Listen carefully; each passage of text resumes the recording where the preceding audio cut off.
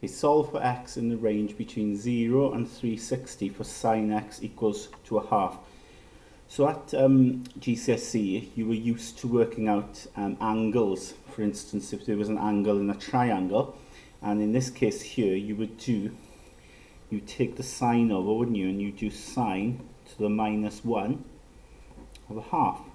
Okay, so you take the sine over and you do the inverse function of sine. So on your calculator, you would press shift sine, and then we've got 1/2. And you get the answer out to be 30 degrees, okay?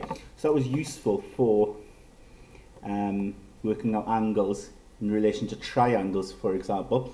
However, now we're going to look at what other solutions you can get where sine x equals a half.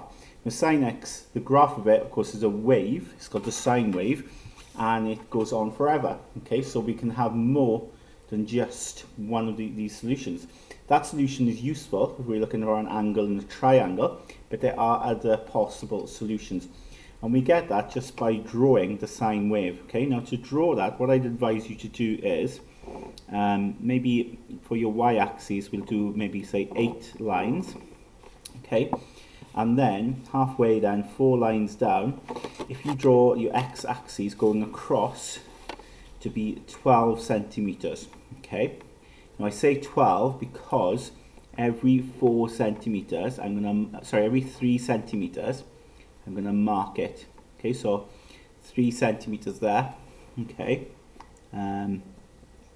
3 centimeters there takes me to 6. Another 3 there takes me to 9, and another 3 there takes me to 12. And maybe make it a little bit longer. Okay, so we label that then our x-axis. So the reason why I've split it up into 4 groups here is because that's what I'm going to do with 360. I'm going to go up in 90 degrees. So 90, 180, 270, 360 degrees there. Okay. So I've got my x then in that range. 0 there at the beginning. Now sine wave, the highest sine can be is 1, and the lowest it can be is -1.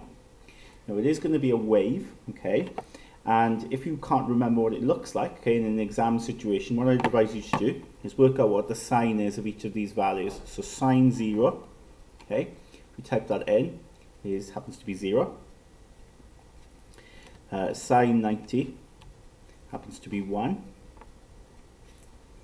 Sine 180 happens to be 0. So if I go back then, sine 270 happens to be -1, and sine 360, if you type that in, is 0. So you notice then it kind of looks like that, yeah? It's like a zigzag. Of course, we don't want to make it zigzag, okay? We're not going to use a straight line. We're going to make it like a wave, okay? So it's got to have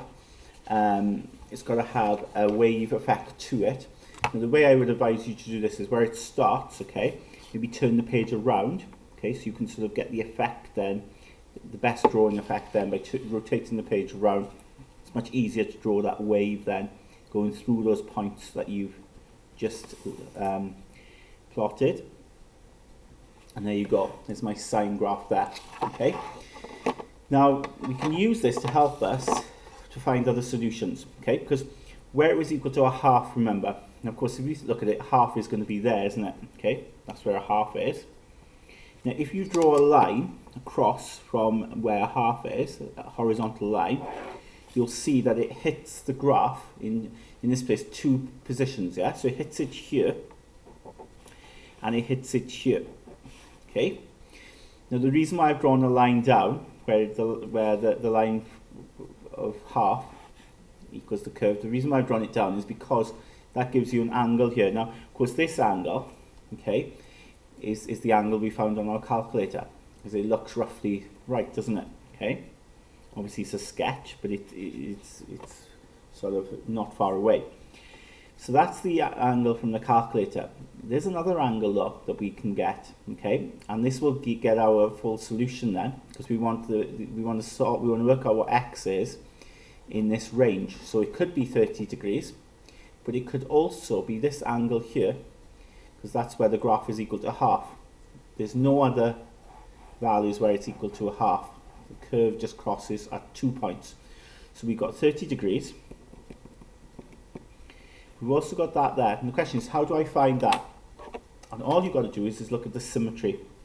If we look here, that part of the curve is exactly the same as this part of the curve. Okay? So, whereas here we go across 30 degrees that way, here you're going backwards 30 degrees. So you're going this way 30 degrees. So that'll be 180, take away 30. And then you get your two solutions, 30 degrees and 150 degrees.